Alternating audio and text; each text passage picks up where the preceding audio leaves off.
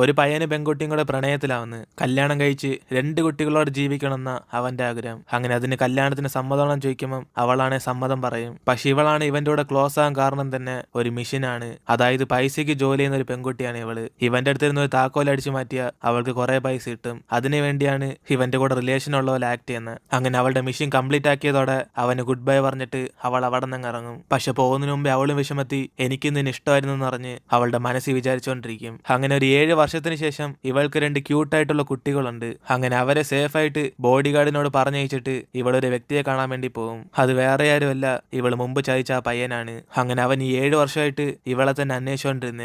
അങ്ങനെ എന്തുകൊണ്ടാന്ന് ചതിച്ചിട്ട് പോയെന്ന് ഇവൻ അവളോട് ചോദിക്കുമ്പം അവളാണ് ആള് മാറിപ്പോയെന്ന് പറഞ്ഞ് ഇവനോട് മറുപടി പറയും. ഇത് കേട്ട് അവനാണ് ഇവളുടെ ആക്ടിങ് പെർഫെക്റ്റ് ആന്ന് പറഞ്ഞ് അവളുടെ അടുത്ത് സംസാരിക്കാൻ നോക്കുമ്പം ഹോസിന് ജ്യൂസ് മാത്രം കുടിച്ചിട്ട് അവിടെ നിന്ന് എസ്കേപ്പ് ആവാൻ നോക്കും. അപ്പോഴായിരിക്കും പെട്ടെന്ന് അവൻ അവളെ തടഞ്ഞ് കിസ് ചെയ്യുന്നത്. ഇതിനുശേഷം എന്താ സംഭവിക്കാൻ നമുക്ക്